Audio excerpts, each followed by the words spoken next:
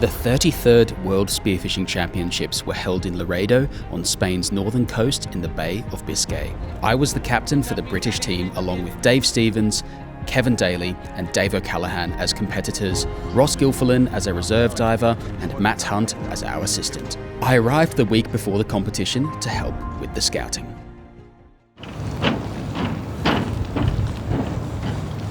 This is what, €200? That's what it gets you. This is what it gets you. Every day. Not the best boat in the world. Renting boats for scouting is always expensive. This boat had a leaky pontoon, questionable motor reliability, and no depth sounder. Okay, so we're gonna go to Zone A. Just have a look, see if we can find any fish. This coastline is notorious for being battered by the swell. Although it is hard to convey, the swell that was running was causing a washing machine on the coastline, which some fish species love to live in and others don't.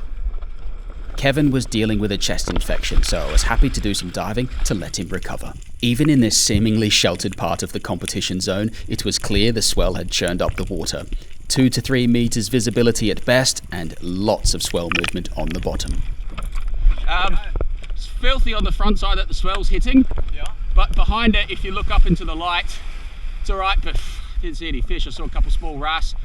Despite it looking quite flat out here today in the boat here, it is anything but that. You can see this mist along the coastline here, and that is from the swell battering down on the coast. It looks flat, but you occasionally get this rolling swell, big set coming in, and yeah, I'll get the drone up just to show you exactly what we're dealing with out here. As you can see from that drone footage, that is not a place you really want to be up in there. We moved out to some deeper marks that were around 15 to 25 meters looking for conger eels or other resident fish. This red mullet was a lovely fish, but with the minimum weight for them being 700 grams, you really need to find a monster. Not something you could count on for competition day. Upon surfacing, Kevin called out to me that there was a sunfish on the surface. It was only a small one, but I hadn't seen one in the water since I was 17 years old in the Tweed River in Australia.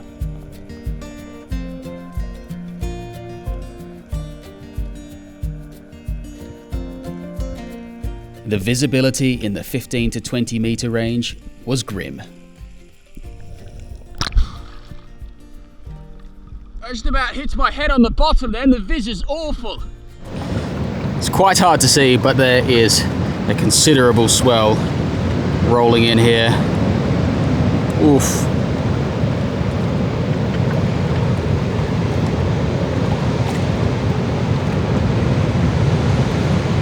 Don't know if you can hear it on this, but it is thunderously loud. Right now we're just checking some spots that Kevin has marked in his previous scouting in July. It's currently September, so the water conditions have changed, but obviously the bottom structure doesn't, so we're just seeing if those places are still holding fish now. Might go out a little bit deeper at the end of the day, maybe sort of 25 to 30 meters just to check some spots out there.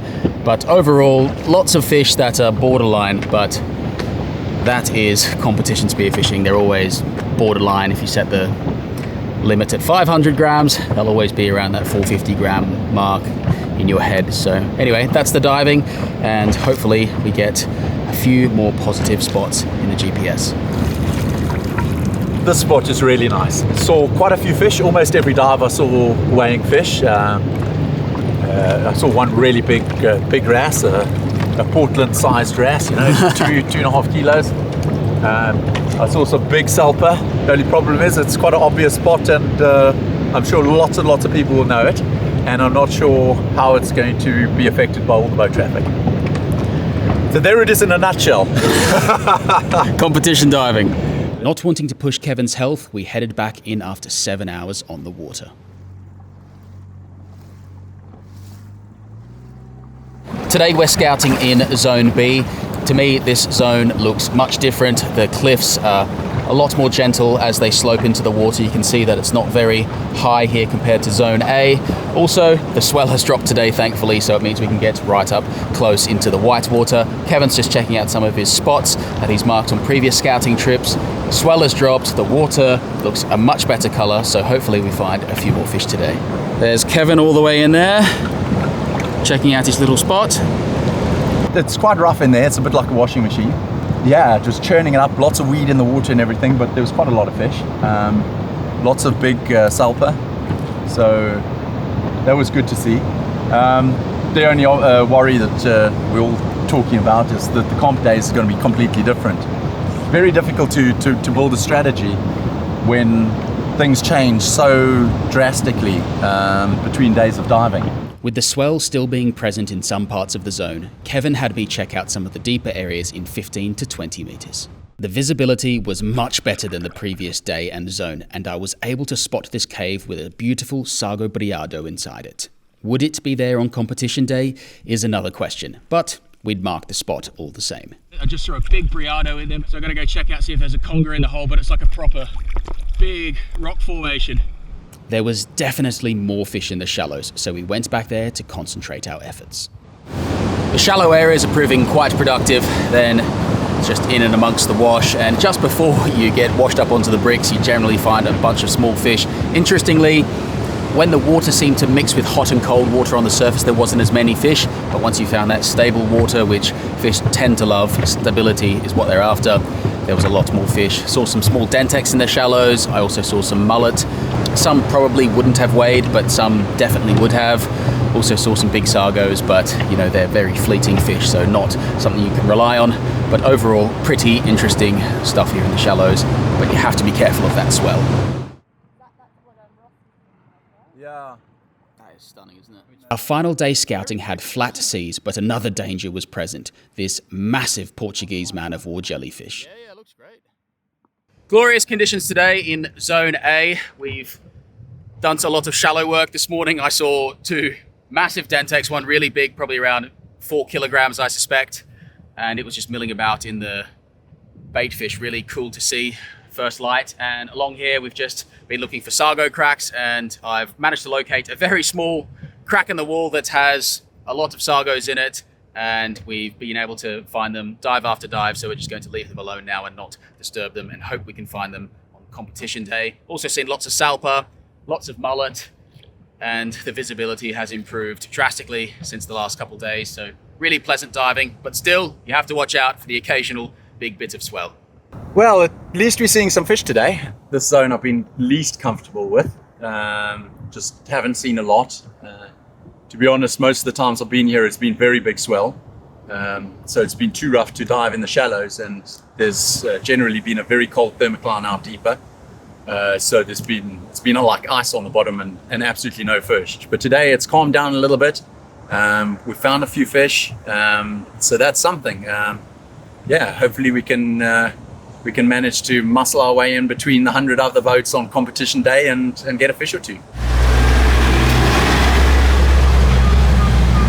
Heading down to register and sign on today. There's been a lot of changes to the locations of things. We were supposed to be doing it yesterday, and then a flurry of messages and emails have changed it all about, so it's slightly frustrating, but hopefully we'll get there this morning. The changing of the sign-in times was frustrating as it cut our scouting time down unnecessarily the day before. So it goes, and after a little mix-up about Kevin's boat, we were all signed on and ready for the captain's meeting, which, of course, did not start as scheduled. After the captain's meeting, quick shower, and then it was to the opening parade down the streets of Laredo. It was fantastic to see France back at a World Championship for the first time in many years. The Nordic spearfishing community jovial as always. The formidable Italy led by the legendary Marco Bardi. We arrived to the official tent, and it seems a lot of the town has turned out to see the spectacle. We take our seats, and there are some speeches from officials, then the CMAS flag is raised. And in the name of CMAS, I declare the Spearfishing World Championship open.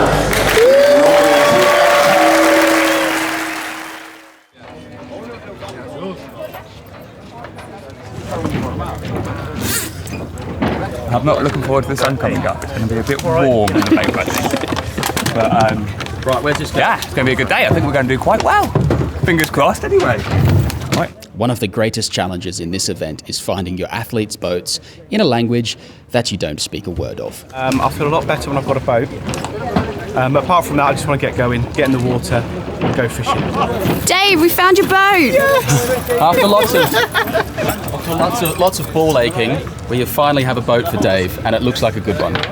With Dave and Kevin's boats sorted, it was time to head outside of the harbour before motoring to the start point.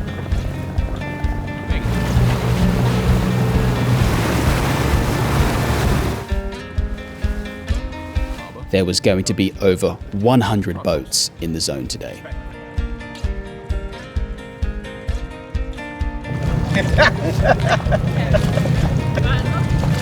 I love the sense of humour with KD. As anticipated, the swell had dropped out completely, but this poses the question: will the fish still be where we scouted, or will they have moved somewhere else? Gran Bretagna! Uno. We motored to the middle of the zone, checked in with the official boat, and waited for the start. As you'd imagine, we haven't started on time, but it's a lovely morning. Not much swell, except from all the wake from the boats, but it's looking like a nice day, and we're just waiting for the signal to crack on. Which, who knows when that's going to be. I'm hot. Let's get started. It is well hot. We're definitely going!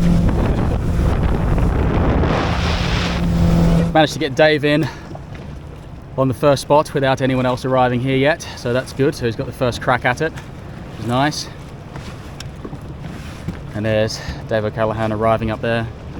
Despite dozens of dives in the area, the conger could not be located. However, Dave did manage to get 2 triggerfish into the boat quickly. We moved on to try some spots on the coast, but it was so busy. The problem now is finding places that other boats aren't. There are so many boats out here. I think there's over 100 boats on the water today with competitors, so it's very hard to find places to fish that haven't already been fished, but we will persist, and this is where hole fishing, I think, becomes a little bit more important, as the fish were once out in the open, now they'll be in the holes, and that's where we'll find them. Dave has picked himself up a really nice thin-lipped mullet in the last hour of the competition. The fish are just nowhere to be seen, very scarce, but at least fish like mullet, they move around a bit, so you can luck across those, and that's what we're going to be doing for the last half hour of this session. Hopefully maybe find a missing shoal of salper that's been chased around and happens to come past, but not a lot of fish today, unfortunately. And just like that, the first day of the World Championship was finished. Well done, mate. Tough day. Well done. Dave had fished hard the entire duration of the competition and managed to rack up 231 dives for the day. Back to the starting point to sign off, and then we started seeing catches. Kevin had 4 solid weighing fish. France had done exceptionally well.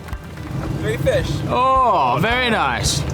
We arrived back to the harbour for some photos before dropping off our fish, and then the weigh-in. The weigh-in started with the women, and some great catches came in, but the showstopper was Alex Edwards from New Zealand, who had an enormous string of fish. She top scored for the ladies, followed closely by Tahiti and Spain. The impressive catch from Frenchman Aurélien Bouzon was enough to put him in 3rd place for the day. Dave Stevens was unlucky with both his triggers not weighing, but the mullet was well in. Dave O'Callaghan's salper easily met the minimum weight. Kevin's 4 fish all weighed, which put him in 25th position out of 67. Spain's Uncle Cruz was in the lead with 13 valid fish, followed closely by Tahiti and France. Things tend to run a bit smoother on the second day, as everyone already has their boats. Hey, good morning. We are very happy because the first day in Laredo was the most successful day in Nordic spearfishing. The Jemmy was in 8th position inside of top 10. It's the first time some Nordic spearfisher has been in top 10. And Olli and Hutis are also in top 20 or something, so it was a fantastic day. The new young people, ladies, are coming in Nordic style, so we are very happy. And today I'm gonna get 5 fish! I mean, 5 fish! It's kind of broken week though. You want another one? I got one, I'm putting it together now. Right, okay. Today's a new day. Here, let's go. Once again, heading out of the harbour with a glorious sunrise and flat seas. Once again, absolute shambles this morning trying to get the start going. Been recalled to the centre twice now. No one knows what time it's going to start. These boats don't want to come any closer. Brilliant. Eventually, without warning, all the boats started motoring, so that was our sign to do the same. It seemed everyone fancied this little bit of coastline as a starting position. People are diving on top of each other up here in this spot. There's at least 3 floats in there.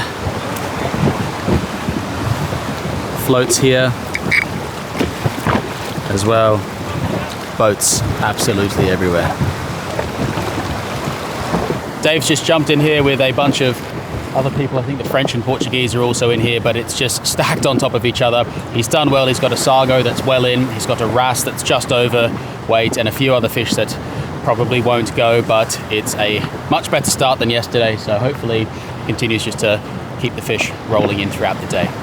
Dave has been trying to get a shot on one of the bigger sargos in this hole, but after a few people have been here, it's not easy. Yeah, I'll leave it. Okay. Sweltering conditions out here today. This was supposed to be the cool day, but it is very, very hot sitting on the boat. But we've moved off the coast, as you can see, come away from the shoreline, diving some deeper stuff here around 15 to 20 meters, and Dave has picked up a really nice wrasse. So hopefully for the last 11 minutes of this competition, he can find another 1 or 2 of those. Last dive of the day, last dive of the competition.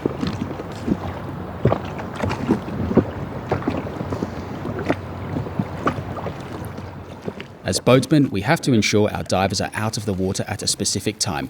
We then have 15 minutes to get back to the starting boats and sign off for the day. That's it, Dave. That's done. I went away for an hour and I come back, and every time I put the torch on him, his head went like that. Out of sight, couldn't see him. And so I give up in the end. That's the tale of the conger. How was it, Kev? It was all right. I didn't do too much different from yesterday. I spent about an hour in the shallows. Got 1 mullet. Had a bit of misfortune with some big mullet. Shot a big mullet. And then I just went out deeper and looked for wrasse. And I think I've got 5 wrasse. 4 or 5 little way. Yeah, and 1 mullet. I did get 1 mullet. I'll give us a look at something, Kevin. All right, let's see. Love getting video evidence of Kevin with wrasse. There's a mullet. Ah, it's a cracking mullet, mate. And there's a wrasse. Oh, now that's a wrasse. Today, the chaos was a lot more organised. Fish dropped off and then taken straight to the weigh-in. The weighing order is reversed based on the first day's result, meaning the first position weighs last. All eyes were on Tahiti and New Zealand. Actually, she is the winner for yesterday. Alex wasn't feeling too confident about her catch, and Magdalena from Spain had a huge string for the day. It was between these two, and once Alex had finished weighing in, the scores showed the champion.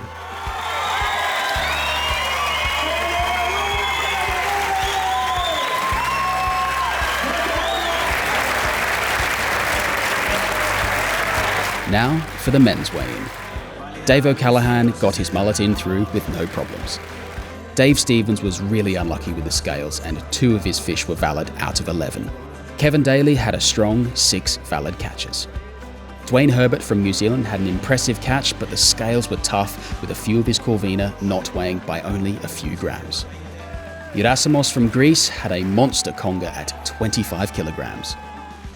Defending world champion Giacomo De Mola had a fantastic catch, including a lot of big corvina. Santi Lopez also had a huge catch for the day. This 5-time Spanish champion and freshwater European champion is one of the favourites. Soon, all eyes were on Uncle Cruz to see if he could back up his top score from yesterday. It did not take long to determine the winner.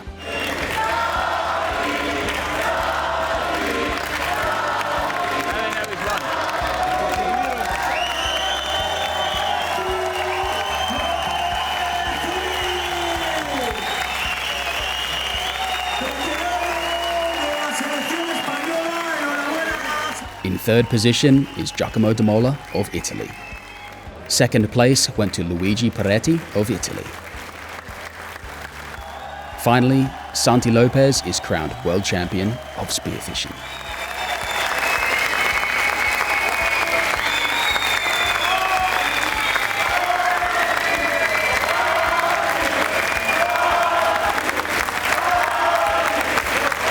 Onyx Labihan of Tahiti takes 3rd place. Alex Edwards from New Zealand claims the silver medal. And finally, the women's world champion of spearfishing, Spain's Magdalena Sart Bonin.